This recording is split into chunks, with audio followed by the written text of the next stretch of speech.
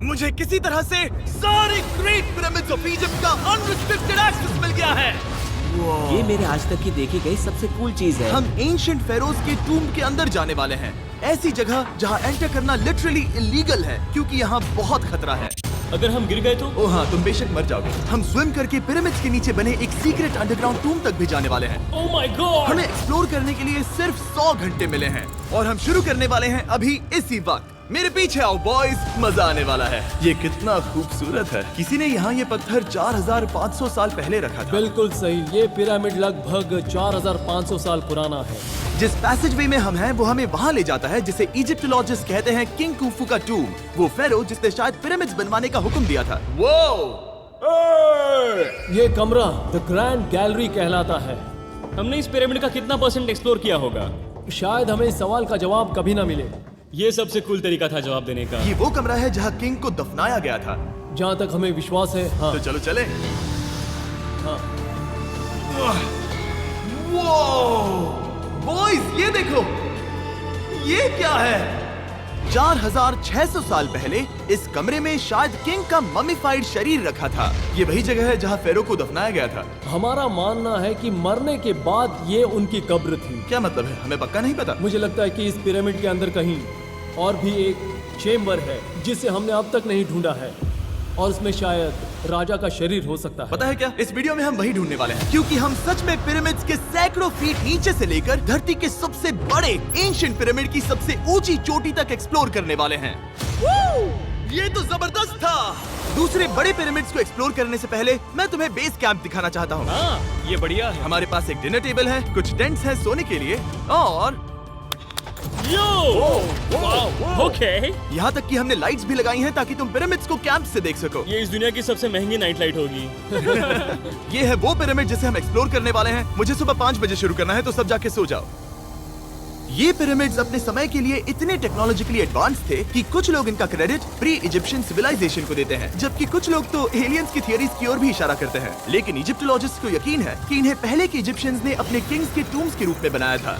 और इस वीडियो के अंत तक हम पता लगा लेंगे कि इनमें से कौन सी थियरी सच है। ठीक है बॉयज, उम्मीद है तुम अगला पिरामिड एक्सप्लोर करने के लिए तैयार हो, द पिरामिड ऑफ खाफरे। आखिर इस विशालकाय रचना की खासियत क्या है? हमें ये समझ आया कि हर पिरामिड के बाहर की केसिंग कैसी दिखती थी।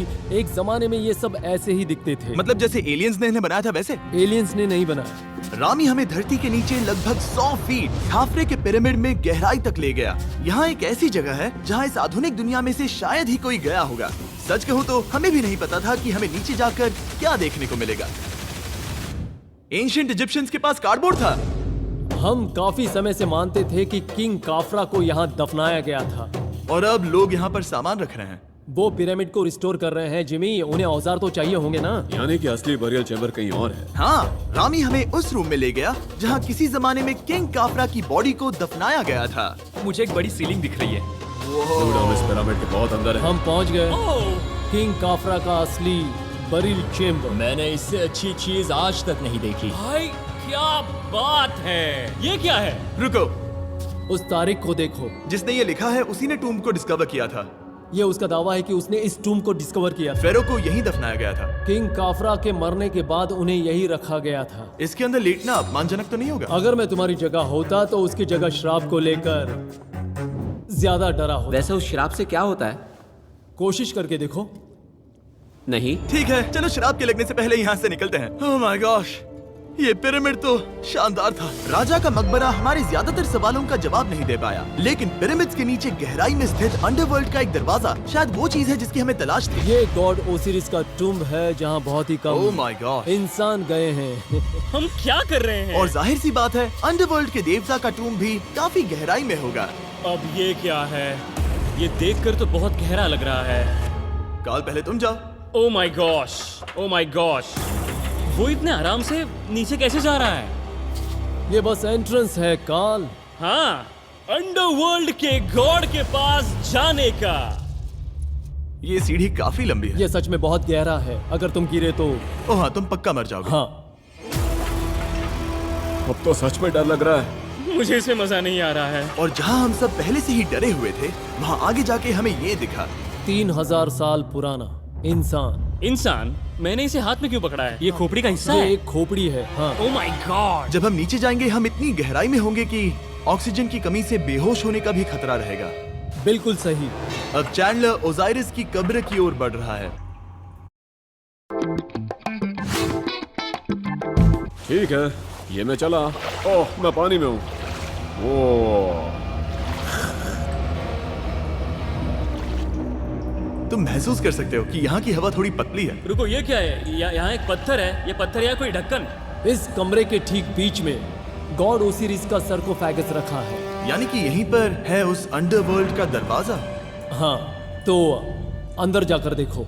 क्या पानी के अंदर? वेल, हाँ। ठीक है, ठीक है, ठीक है, ठीक है, ठीक Come है। on। ओ माय गॉड, माना जाता है कि ये सरकोफेगस दरअसल अंडरवर्ल्ड का दरवाजा है और शायद यहाँ पहले कोई भी इंसान नहीं आया। कितना गहरा है? ओ माय गॉड, मैं यहाँ क्यों हूँ? मैं एक यूट्यूबर हूँ।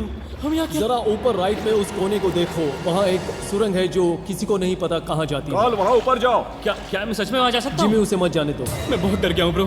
काल, ये सही नहीं है। मैं ऐसी सुरंग में हूँ एंशिएंट इजिप्ट में जहाँ कभी कोई नहीं गया होगा। कोई इतना पागल नहीं होता।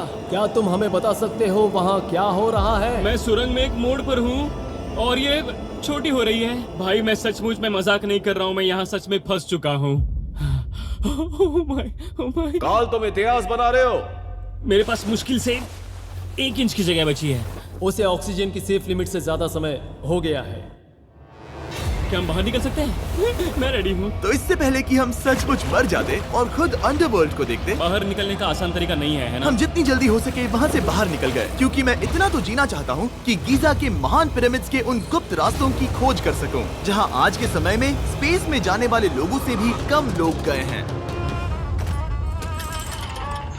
मेरे साथ ऊंट की सवारी कौन करेगा? चलो सवारी करें। छूकर देखो, छूकर देखो। लेकिन वो नहीं चाहता। क्या तुम्हें कभी ऊंट ने काटा है? हाँ, क्या? हाँ, दर्द हुआ था? बहुत। ओह, ओह। मैंने कहा था। आज भी हम खूब एक्सप्लोर करेंगे। विश्वास नहीं हो रहा। चैंडलर तुम ठीक हो? ओह, नहीं, खींचो, खींचो। मुझसे नहीं हो रहा। मुझे इस पर से उतारो ब्रो। ब्रो ये कितना अच्छा लग रहा है। शायद ये अब तक का सबसे कूल शॉट है। मैं ऊंट पर सवार हूँ और मेरे पीछे है the great pyramids of Egypt. Bro ये तो पागलपन है। और अब गीजा प्लेटो के डायरेक्टर हमारे साथ तीसरे पिरामिड की खोज के लिए जुड़ रहे हैं, द पिरामिड ऑफ मेनकाउरे। अगर आप नीचे देखेंगे तो आपको अभी भी 4600 साल पुराना ग्रेनाइट दिखेगा। ये इलस्ट्रेशन आपको दिखाएगा कि ये पहले कैसा दिखता होगा। वाओ! लेकिन अब 5000 साल बाद ये कुछ ऐसा दिखता है। ये है मेरा दोस्त नोलन। क्या हम उसे वहाँ झांकने के लिए भेज सकते हैं? हाँ। मुझे ऐसा करने को मिला जो आमतौर पर गैर कानूनी है। नोलन संभल कर। क्या आप नोलन पर चिल्लाना शुरू कर सकते हैं? वो डर जाएगा। किसी भी पिरामिड पर चढ़ने के ज्यादा मौके नहीं मिलते। मैं तो ये मौका नहीं गंवाने वाला। रुक जाओ। तुम नीचे आओ, नीचे नीचे आओ। नीचे? हाँ नीचे। ठीक है। नोलन बहुत हुआ, तुम्हें नीचे आना होगा। चलो। हाँ, मैं नीचे आ नीचे रहा हूँ। आओ अभी। चलो जल्दी आओ। अच्छा रुको, ये मजाक कर रहे हैं। चढ़ते रहो। ये एक मजाक था। ओह माय गॉड, तुमने मुझे डरा दिया था। ओह माय गॉड, मुझे लगा कि मैं आज गिरफ्तार हो जाऊंगा। आगे बढ़िए सर। चलो शुरू करें। वो रुको रुको, कैमरा नीचे करो। यहाँ इतना अंधेरा क्यों है? क्योंकि हमने लाइट बंद की थी। ओह, तो ये बात थी। ठीक है, रास्ता दिखाइए। पिरामिड की इन सीढ़ियों ने हमें जमीन में 100 फीट नीचे उतार दिया, जहाँ एंशिएंट इजिप्शियन इतिहास में पहली बार डेकोरेटिव कार्विंग्स की गई थी।